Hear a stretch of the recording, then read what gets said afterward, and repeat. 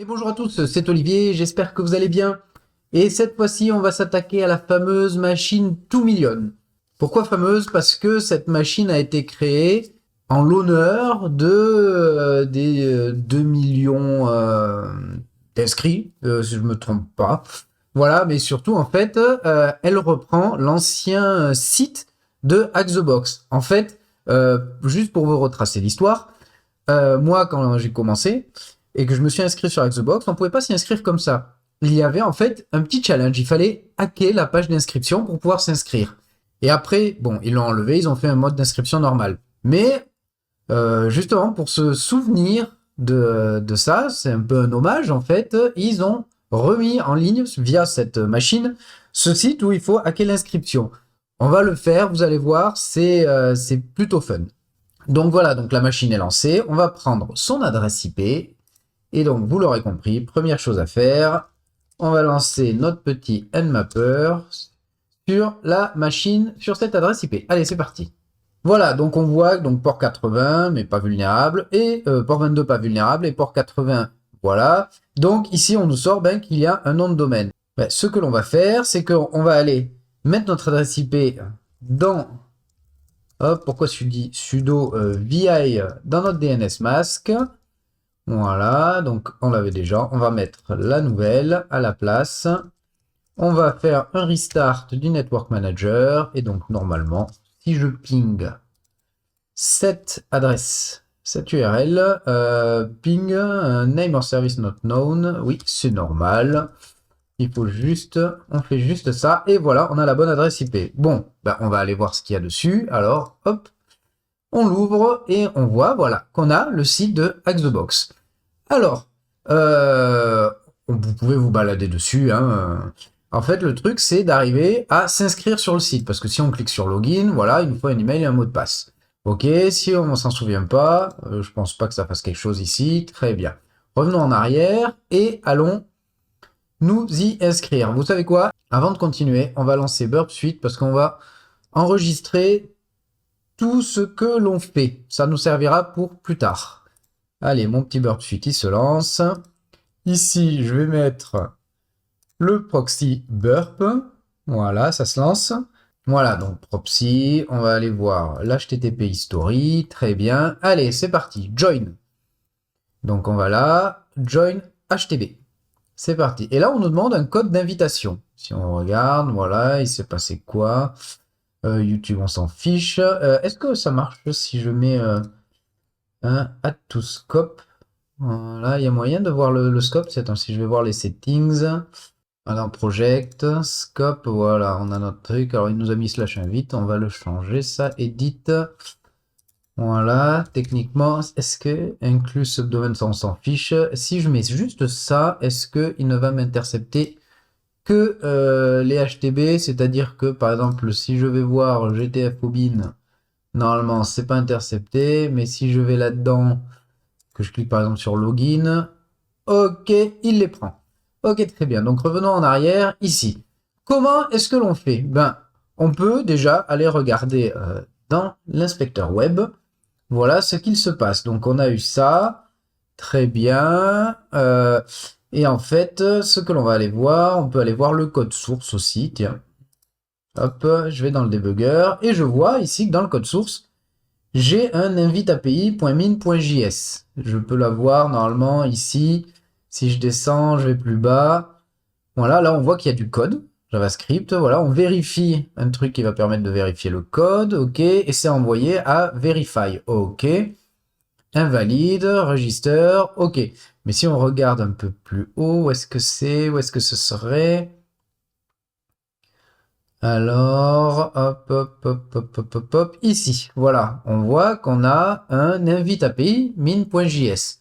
Ok, bah à la limite, ce qu'on va faire, c'est qu'on va prendre ce code et on va le mettre dans Beautifier JS. Il y a un petit truc pour faire du Beautifier JavaScript. Voilà, parce qu'il a été minifié. Ok, Beautify code. Ah! Voilà, bon, c'est pas super parlant, mais ici on a quelques trucs. Voilà, type URL, hop, invite, error, verify invite code. make invid code. Ok. Par exemple, si je prends ça et que je le mets, voyons voir, hop, hop, hop, hop, dans la console, par exemple. Si je mets ça, CTRL V, et si par exemple je prends make invid code, est-ce que ça donne quelque chose? Alors attends, la fonction verify indeed code, on va la refaire et on va mettre, je sais pas moi, AAA. Voilà, on va faire la parenthèse, undefined, objet, error. Invid code is invalid. Ok. Ah bah je peux appeler. Donc on va prendre le make invid code. Alors, on va voir. Si je tape ici, ça donne quoi? Make invid code. Ok. Bon bah avec les parenthèses. J'ai un résultat. Hop là. Data is encrypted. We should probably check the encryption. Objet. On a un truc bizarre. On dit que c'est du ROT 13. On a. Ok, c'est pas mal. C'est pas mal. Ben écoutez, on va aller prendre ça. Ça, on nous dit que c'est du ROT 13. Bah écoutez, on le prend. On va aller sur Cyberchef. On va voir ce que cela donne. Donc je fais ça. ROT 13 ici. Et in order to generate the invid code, make a post request to API v1 invid generate. Intéressant. Ben on va faire ça. Hein, on va s'ouvrir une petite fenêtre. Alors on va prendre ça.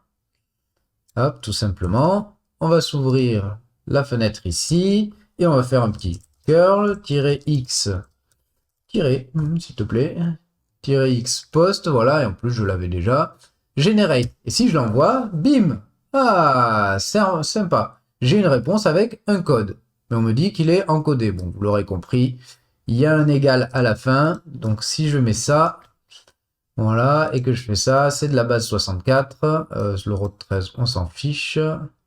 Ok, donc là, hop, on va le refaire. Voilà, fais-moi ça. Très bien. Et là, on a un code. Ok. Et donc, on va prendre ce code, on va aller là-dessus, on va le mettre là-dedans. Et si je fais sign up, ça a marché, c'est passé. Je peux me créer mon compte. Ok, bon, ben on va le faire. Hein. On va se créer un petit compte. kikou@kikou.com. Le password kikou. Allez, register. Et donc, voilà, je me suis créé un compte. Donc, kikou@kikou.com. Kikou. Remember me, oui, comme ça m'évitera de me reloguer. Et c'est bon, on est connecté. Donc maintenant, on est connecté. Maintenant, bon, c'est bien, c'est ça. Maintenant, ce qu'il faut arriver à trouver, c'est comment arriver sur la machine, à obtenir le foothold. Pour cela, différents petits trucs. Déjà, on peut regarder ce qui s'est passé dans Burp. Et on voit que j'ai une API. Voilà, user register, user login. Ok.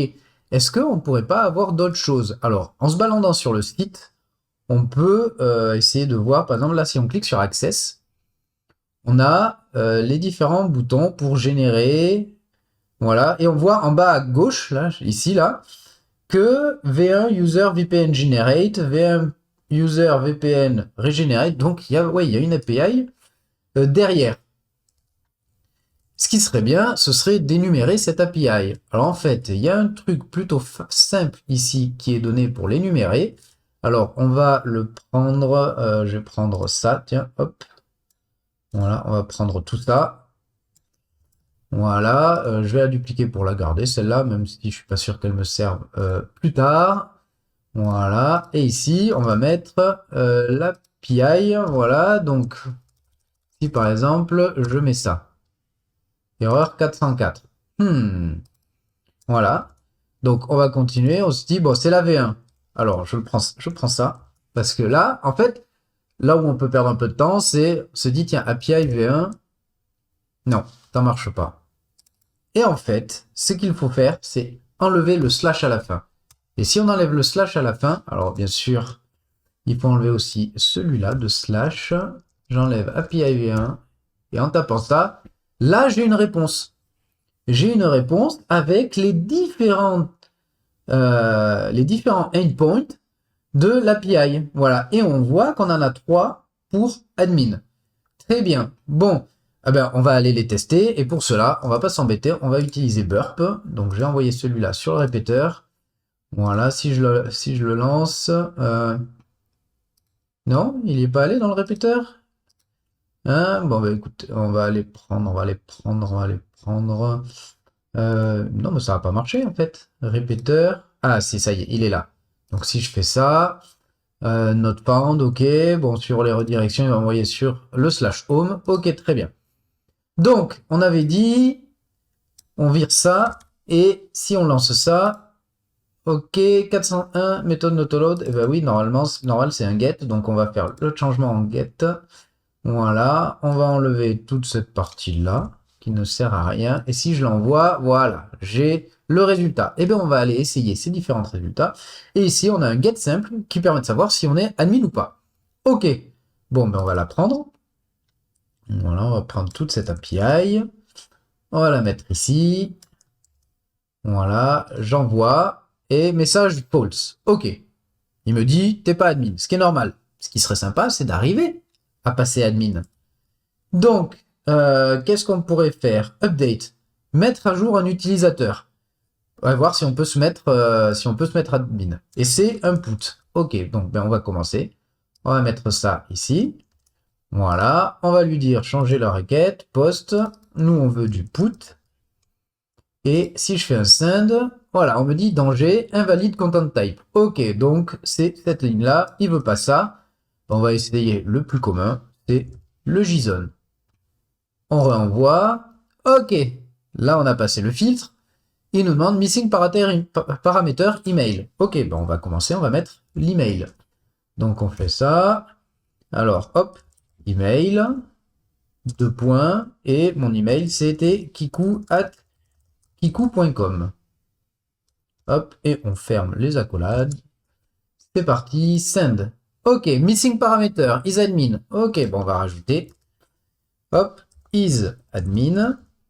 Et on va le mettre à true.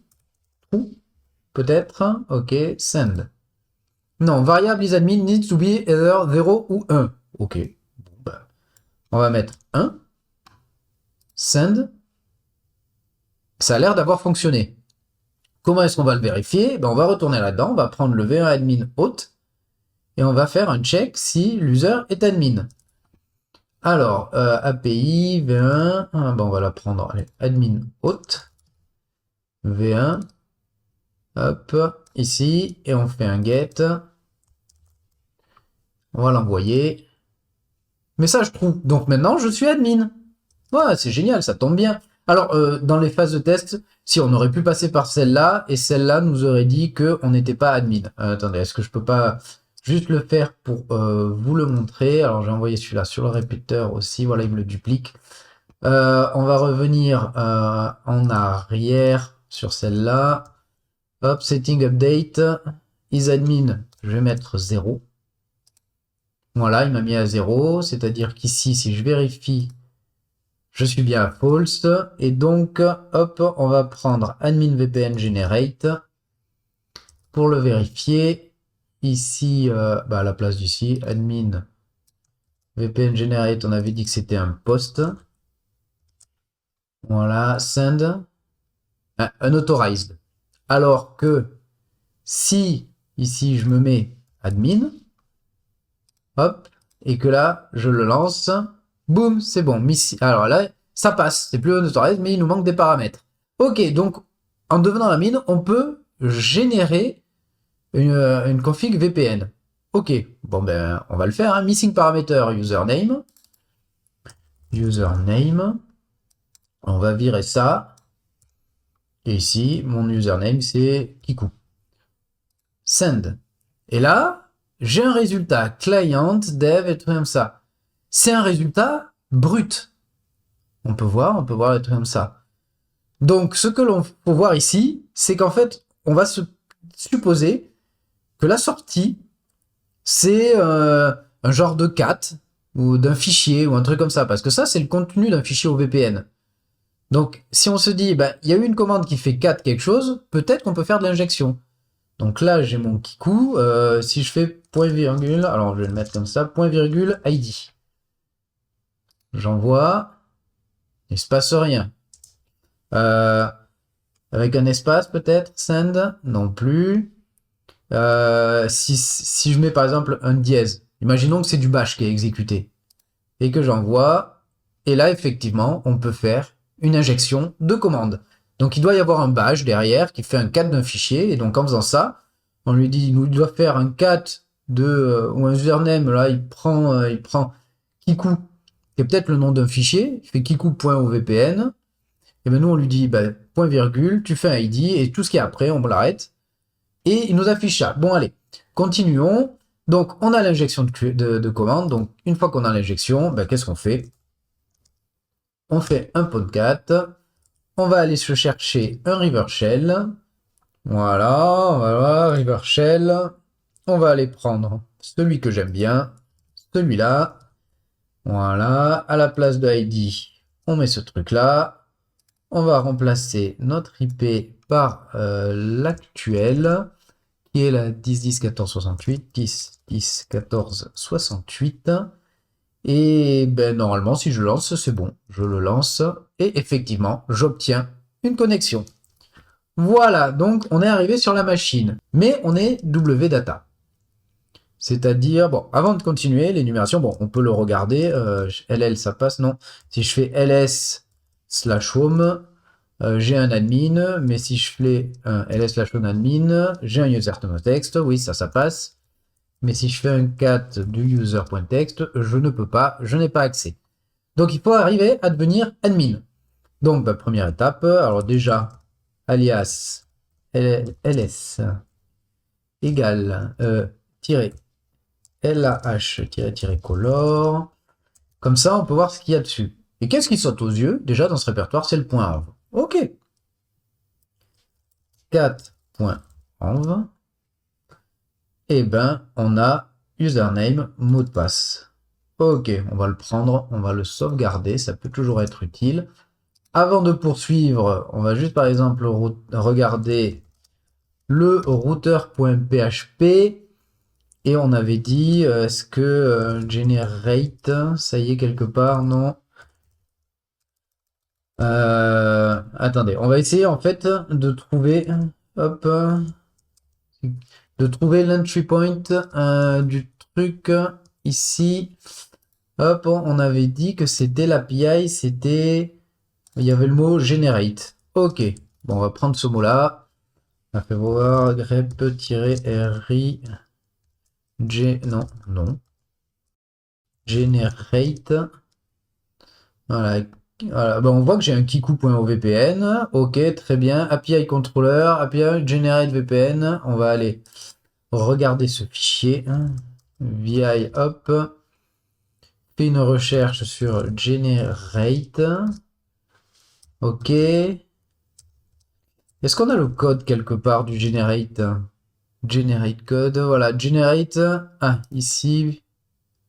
Dans le VPN controller, via VPN controller, /generate. Voilà. Alors, qu'est-ce qu'il fait en fait?